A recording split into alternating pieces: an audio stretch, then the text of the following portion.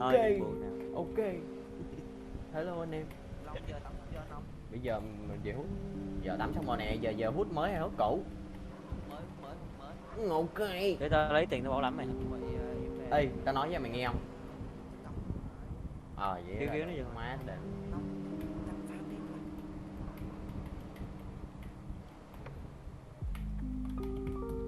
Lô hàng từ Chicago. Im đi hơn đụng mẹ biết đâu tao chuột không chuột hay nó con đó.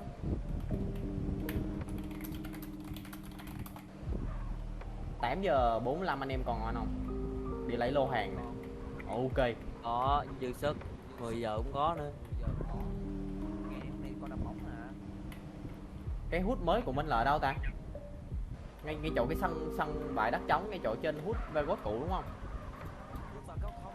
Lên bên trái của người cũ á, anh đi dốc lên đó biết không?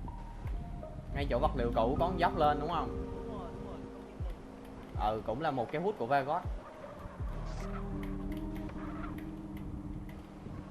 Đồng đó là được hơn. Ok, tụi tôi đã chuyển qua hút mới rồi. Rồi, Tao- có thằng nào giống em chưa? Đó, tầm Ê, đủ nó để tao chửi. trở lên. Tối nay là bên Grover có 8 người, bên mình là mấy Ủa người? sao bên này giống BDG game vậy? Đi lấy, đầu bên mình 10 người. Lấy 20 thằng gì rồi đâu? má. Lấy gì đâu?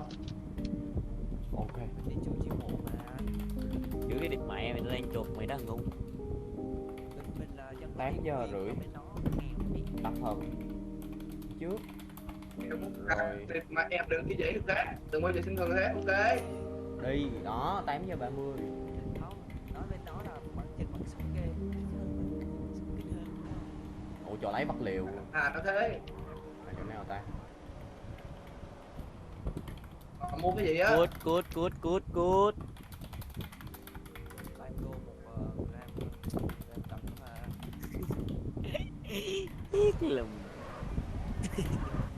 Giờ mày cần đi đâu, tao chở mày đi. Tao biết. Chưa Đồ test nha, tao chỉ biết có trồng cây lúc mà. Tiền chưa? Nhiều tiền chưa? Giỡn thôi đụng má cái server này. Đi mẹ, cái xe tôi đâu rồi? Này trong hai cái trúc phiền sao đi. Rồi luôn. Ê, nào lấy nè, mình thì rôn play dùng voice chat á, lấy radio đưa lên miệng đó. Búp nữa rồi. Hết rồi. Còn mẹ, thằng nào đua mẹ rồi. Ê ai rảnh không đón tao ở ngân hàng đi. Đây em đó. Em chọn cái phiền đó. Ok đang ngân hàng. Bạn không thể chấm thêm. Anh đi lãnh lương đi, anh đi quay video mà chẳng đi lãnh lương. Không đi cấp đâu. Đủ, tao đang lãnh lương mà mày. Thế sao em thấy anh lãnh lương? Thì tao đi vô tới ngân hàng lãnh lương rồi mày. Chân chơi không cần lãnh lương. Xẹt lên cấp. Mấy thằng em đang thu hoạch. Chiến chưa? Rồi thấy lắc rồi đúng không? Xẹt. Biết có cái gì không ta? Biết có cái gì ngon không ta? Mua xe Mày VIP cái gì? có Mua quyết xe không? như búp lết rồi Sudan đâu á. Mắc không? Mày có quyết không? Không biết. Ủa, cuối cùng vào được hay chưa vậy? Được rồi. Tưởng chưa có. Tao đưa một ít. Bên tao có thằng chuyên. Oh shit.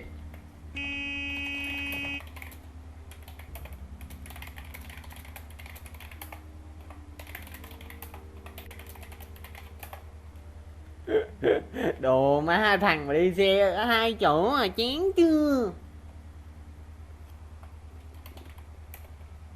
Ê, vậy mày chở thằng Brown đi lấy xe đi. Tao đây đợi.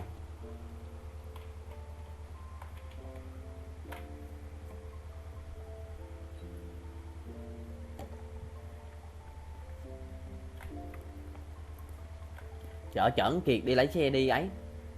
Diệu.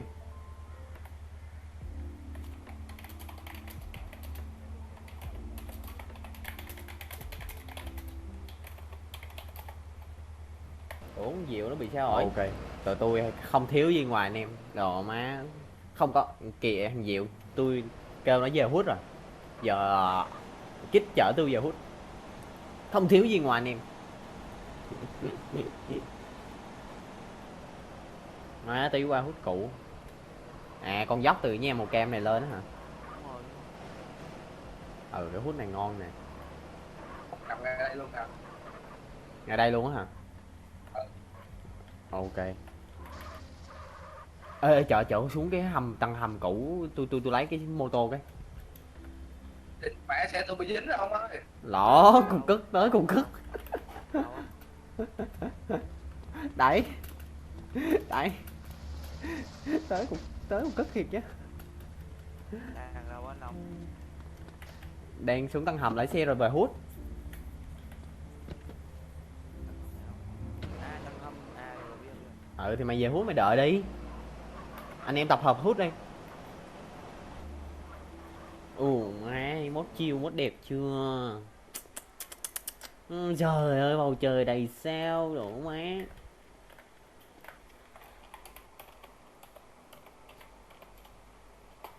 Ê, Anh em đâu tập hợp lên đây.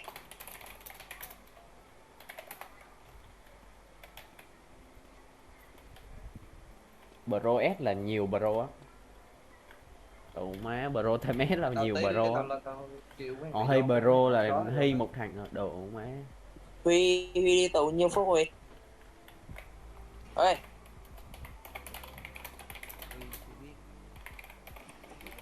Huy Ê. này ăn tù.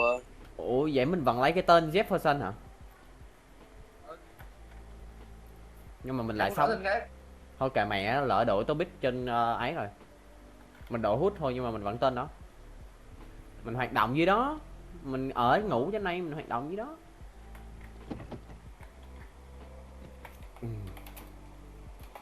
Máu mặt không đấy. Chứ đâu có trên này đâu.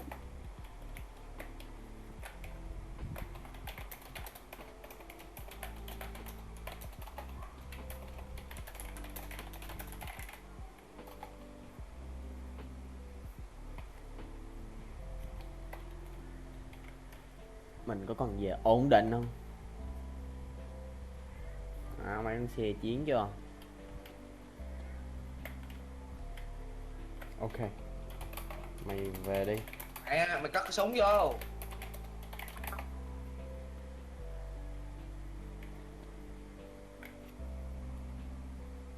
Ok. À xe màu xanh nó.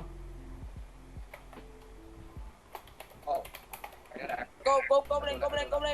Định Ờ, mẹ dạ. cái khu này có một chỗ. Chỗ này là gọi là tao OB luôn. Tôi là đây. Ồ ta. Khúc nào ta ở khúc trên này nè. Không. Ngay chọn mấy cái hẻm đúng không? Hai sao là 20 phút Đây rồi nè, đó. đây nè. Rồi, ỉa vậy? Để mẹ lên đây là canh là khỏi chạy được nè. Đồ má lên đây ỉa vậy? Đồ má. Đó, đứng trên nóc bên này đủ bác con là hết, thấy hết luôn nè. Thấy không? Ừ, mấy cái hút ngon nha. Khúc trên này là đéo ông nào móc được luôn. Ui đủ má. Đỏ luôn. Cái cầu thang bên này nếu nhảy có được điển mẹ nó đòn. Mẹ má. Mình tính làm dân bắt cua. Ai cho hỏi cái thằng nào Ồ, trồng lòng. trồng quá trời cái gì gam gì trong nhà tao vậy? Đâu Nhìn nhà chỗ chứ thằng nào. nhà mày đâu? Nhà mày ở đâu? Trong hút nhà mày Tối đâu? qua chơi thằng nào trồng quá trời vậy? Đâu nhà mày đâu? Nhà mày đâu? Mà tao lỡ thu hoạch hết rồi. Đâu mày ngay ngay chỗ hút mới có nhà nào không? Tôi mới ở đâu Đâu? đâu chuyện qua. À, mày lên đây để mày biết cái hút cũ Thấy nó không? kêu coconut vừa chuyển nhà. Đây nè, nữa là mình xây nữa dài thành bỏ tiền ra xây cái đó đây. Đồ má khu này ngon. 200.000. Khu này tính ra đẹp phải. Má Ở đẹp đâu chiêu. đây? Của chị Gan. Ngồi chiêu đổ Của chị má. Gan, của chị Gan. Của chị Ở đây. Gan. Một cái ba có 200.000 mà rẻ mà. Để nó coi. Ok bây giờ tôi đang đến 24/7. Alo. Chỉ xài được một lần còn nhất à. Mua giấy Ai cuốn. xong rồi vứt. Chúng tôi thuộc phía Los Santos. Cái lầu gì thế? Có gì không?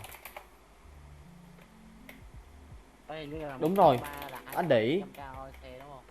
Thế là Đủ. Ôi, Thằng nào cướp xe? Đủ thằng nào cướp xe rồi á, cảnh sát điện. Tôi đậu nó ở Gang Tân.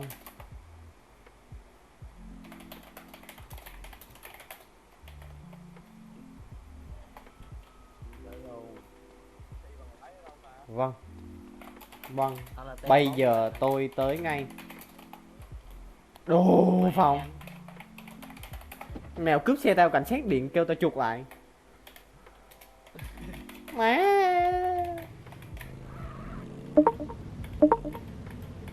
Vâng. Yes sir. Hút cách xì gà. Ui rồi ôi, cảnh sát hay quá, tìm lại. Anh ơi cho em RB với. Tên mình mà, tên Em cứ lên hút, em cứ lên địa bàn của anh. Đang đâu? có tên mình. Đang ở Gover. Quên đang ở bên này nè. Đồ má tôi tới trụ sở rồi mà cảnh sát báo là xe tôi mất luôn rồi. Nên là tôi phải về. Kiểu nó tiêu thụ á, nó đi cướp xe xong bán á. Nhưng mà cái xe vẫn còn trong gara, nhưng mà cái hệ thống nhập vai của server nghĩa là xe bị tiêu thụ rồi. Ngay tình huống đó thôi. Bên Úc. Mexico khăn xanh em. Đồ có những người không biết chơi nên là tôi phải chỉ kỹ kỹ vậy á, nó chú chuối vậy. Đồ má đông vậy. Đồ má đông vậy. Tới cục cất. Tên con bạc ở đây lệ. Ui chết mẹ rồi. Đồ má. Đồ má vô. Tập hợp sớm vậy. Thằng này nó không đeo cái băng một xanh giống mình nha. Vào lề đường. Nó đeo băng vàng. Đứng ngoài đường xe cán. Cả cái tụi mày đóng thế. Lúc thằng lộn này nãy cũng nói sao xạo này em chửi nè. Ủa sao có một Sam Smith đây vậy? Đây mình hả? Rồi độ má chúng ta là má chú tể bằng đạn đó. Chú tệ bằng đạn. Nó thấy Thằng gấu em yêu show. Sigonay với thằng King Sigonay nha. Chắc một tiền cái thằng nó nhất kiếm ta. Thằng nó kiếm ta. Má. Nó biết mày là Đó, thằng nó kiếm. Vậy mà còn mất cái lô hàng Nó kêu là sao? thì Mình là bỏ giang hồ.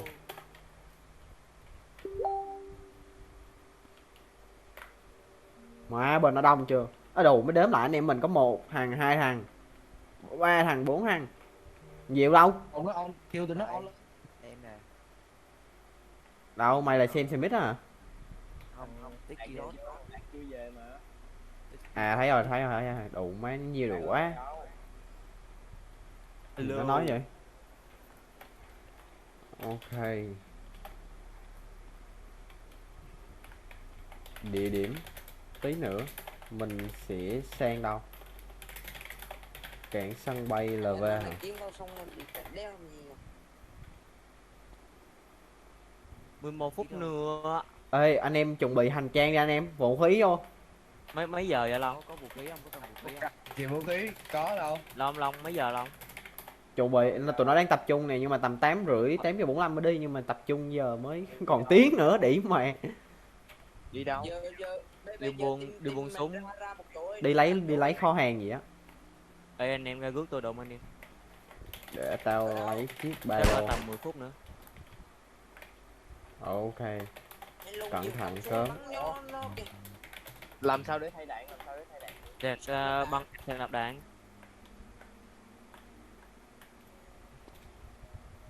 Làm tốn mất một băng đạn của tao. Hội chấm liên quan gì tốn băng đạn tao nữa. Rồi ở đây. Mày gì mà cầm súng ra hết rồi vậy? Tao làm gì tốn băng đạn mày? Không có gì. Đó. Chứ muốn có gì cũng tao đấm vô mồm mày bây giờ chứ muốn gì. Cầm súng ra hết rồi kìa. Ê Go, cái thằng mà sáng mới giới thiệu tao nó bán một cây bán cây shotgun như vậy. 70. Vinh tính mua kìa. Hai. Vinh ngang Diệu mới Đi tính mua. mày. 70 60. Bầu trời sáng luôn, đi mà có bầu trời. Có bầu trời, có mây luôn Nó kìa. bán cây đen. Chiến chưa? Có Có bầu trời rồi có mây luôn. 40 à. 40 45. Ừ, tầm tầm đó đó, mới đúng rẻ luôn, rẻ hơn 5k 10k. Phê chưa Lúc đầu á, là nó bán cái Spoon tao có 63k à. sáng Thì trưng tao luôn. kêu lúc đó phải hết tiền rồi mà thôi. Nó kêu xong rồi tao đưa nó thêm 10 quét. Má nghịch ngu quá, tự nhiên mất hết mẹ 5 viên 60k uổng phí. Nó đi ra bên bon xong rồi Bây giờ 8 rưỡi ra tập bắt trung lại, gì? 8 rưỡi tập trung lại. Ra bắt Do mình gì tập vậy? trung bây giờ sớm quá, sợ tí nữa anh em Không, đợi nữa. kiểu ban boy trong đây nó bị lỗi cái gì mày, nó bị bung Đủ mà đông quá. hay gì á. Em bố đâu vậy? Ở đây nè bạn, nó đo ẩn bạn. Đủ má đông vài cắt. Rồi Bạn vô. để sao mà mất cái xe đi nha bạn. Ê, tôi quên đậu xe nữa. Đi kéo. Tôi Cất quên cái xe cho chắc. Nhớ giữ xe nha anh em. Đâu bên bố đâu. nè, bạn đứng ở đây, đứng ở đây Vào. sẽ tham gia arena Đủ má nó chạy xe. để Wow. tôi tạo cho bạn. Nào đi bạn. Mấy cái này bị bung hết rồi. Tạo bán đi. Biết rồi rồi bắt anh em mình chơi. Chà Không. Sonic. Kiểu Ô yeah, đủ. kiểu mấy cái này nó bị bung hết rồi mày ơi, nó bị bung đi hết rồi. Tới cục cất. Cây thú liền. Bác là vuông. Có cớm. Ách gì? Bác là vuông, từ từ đang tạo. Chẹt BR lên chat đi bạn. Bác Đi là đi. Ví dụ ai bị hướng thì đi cuối, vòng lại đi cuối. má cái arena nó bị lỗi bạn ơi. Vô đéo được bạn ơi.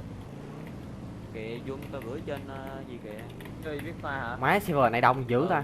Ok. Nó bị Kệ bung vậy. nó bị bung, nó bị bung nhưng mà. Làm Ê, bán đi bạn. vô 1 2 3. Trời kẹt đeo ra được Huy ơi.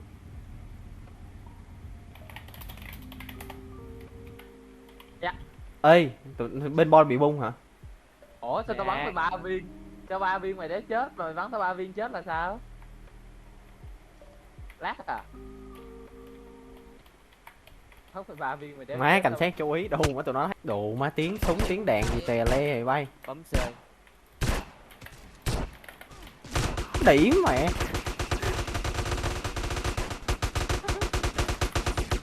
Từ Lồn hơn. nó bị bung rồi. Đụng á. Một viên Gà Ê, cái này tao mà cài silent, cái này tao mà cài silent 500 vô là không nào biết đâu. Ồ Cái má game một này cài thằng, silent vô chứ không biết đâu bạn ơi. hai thằng. Ê, cái game mà tao nói thiệt nha, cài silent vô chứ không ai biết đâu.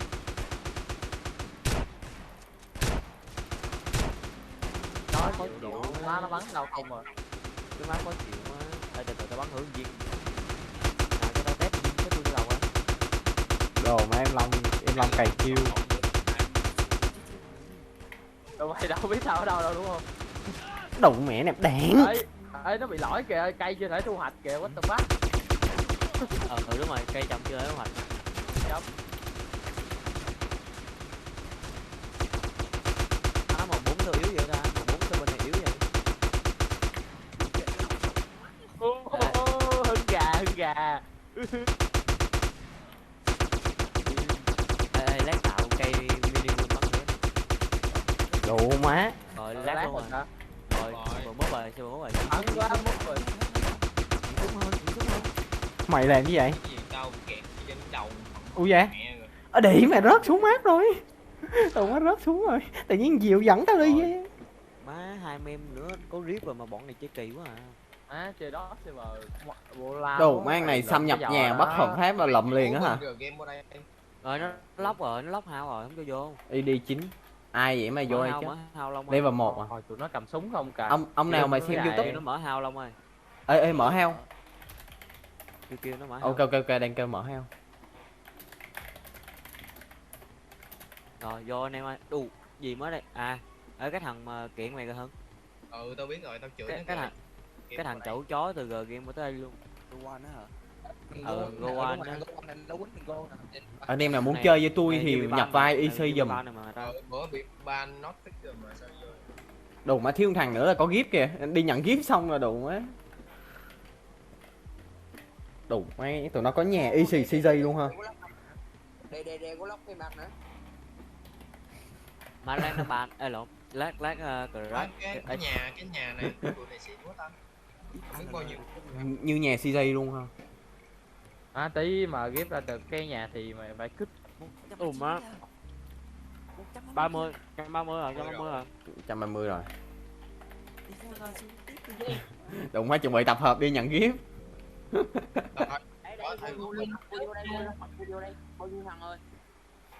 Chuẩn bị tập hợp đi nhận gift. Thôi lấy được lên lên. Ê đừng chạy trước, đừng chạy trước, mấy mô tô đừng chạy trước. Để sen kịp chạy. Đợi tao Bruno. Ok bạn. Đang tới ngay chỗ đường ray, ngay chỗ hút mình rồi nha, tới nhà cam rồi á. Đi.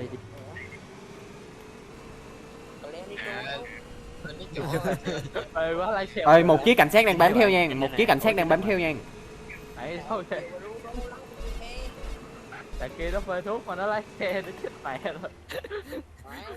Rồi đi. Mấy cái thằng kia lời mời quá, nó ghen trên đi.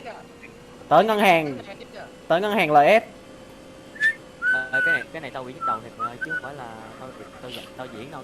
Ơi anh em nào chưa đuổi theo kịp thì nghe tôi nha, để tôi báo vị trí.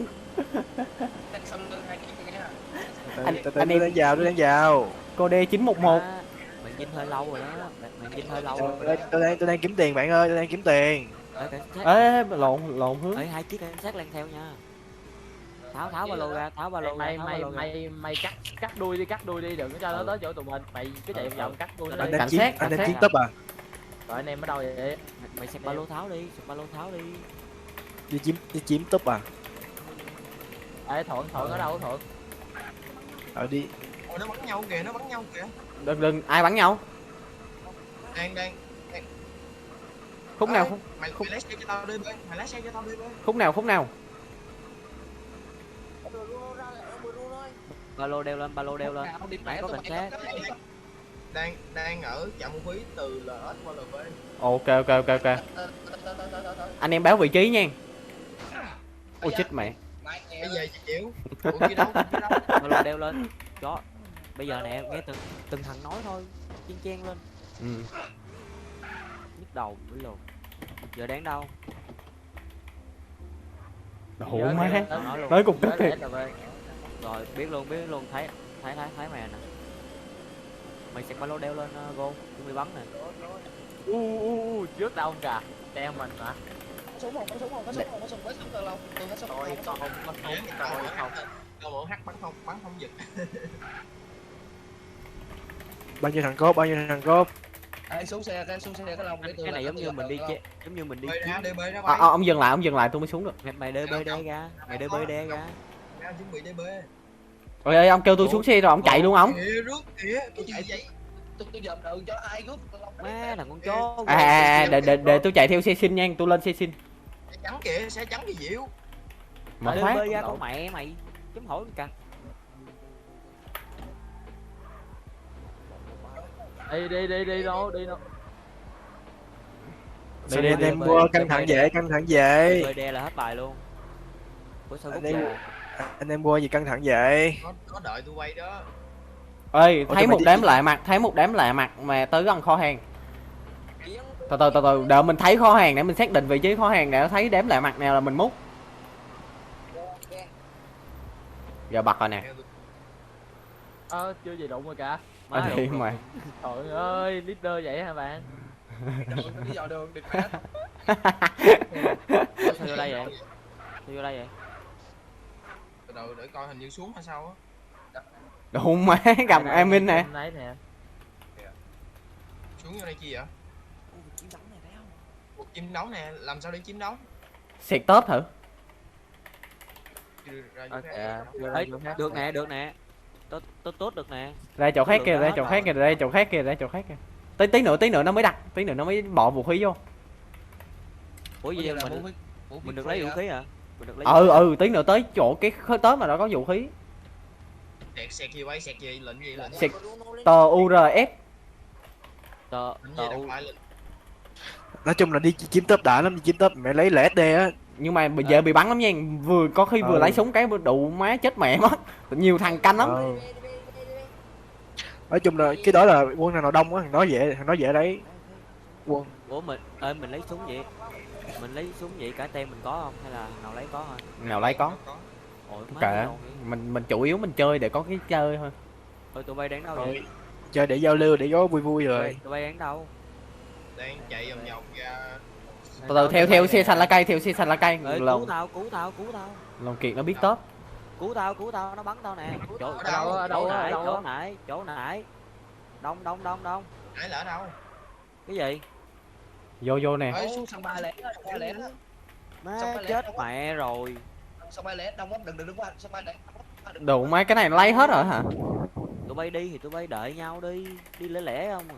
Có tụi Ba bay đi xe lẻ. kìa. Có mày đi chung. lẻ.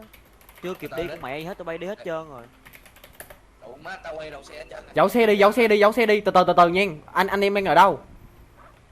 Má mới lấy cây súng ra luôn chứ chán thì. Chết luôn á hả? Mất cái súng rồi. 9 giờ là nó có hàng trong cái chữ Y đó, anh em giấu xe đi, giấu xe. Diệu. Nghiệm chữ vòng. Tôi bị binh Mày dịch vụ medic đây, mày dịch vụ medic giùm tao cái việc. binh tôi cao quá mấy anh em ơi, bên tôi cao quá. Dịch vụ medic. Ủa nãy nó kêu có nhận rồi. ngon. Mong là nó không đây mà sát. Kêu lấy xe trắng kìa, lấy xe trắng kìa. Lấy xe trắng ở ngoài cái cổng ấy nè. Mẹ, nó đuổi tao mày ơi, nó đuổi tao. Mấy con chó này nó hát mày ơi, điệp Ai, lên Thôi được. chạy đi, tao thấy. Thôi tao thấy được, mày cứ chạy đi. Go một lát mày lấy xe nha, tao bật silent tao đẩy chết mẹ nó luôn. Go. Nam mày. Rồi tụi mày đang đâu rồi? Có nào chấp nhận chưa vậy? Long ơi. Khi nào thì chiếm được. Ơi nó vô kìa. 9 giờ. Giờ mình phải giết nó.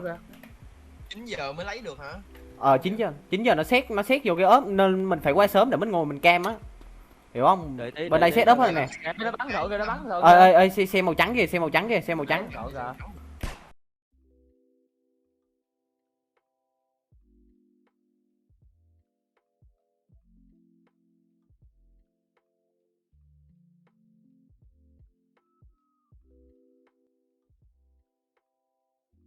Bắn gì ghê vậy? Má nó chơi dơ quá. Nó hát mà. Vãi luôn. Đây có mấy ký này cứu không? Cứu đi. Rồi nó giết luôn rồi, Mẹ nó có 4 thằng mà nó bắn đụng má trên này chết như rà luôn.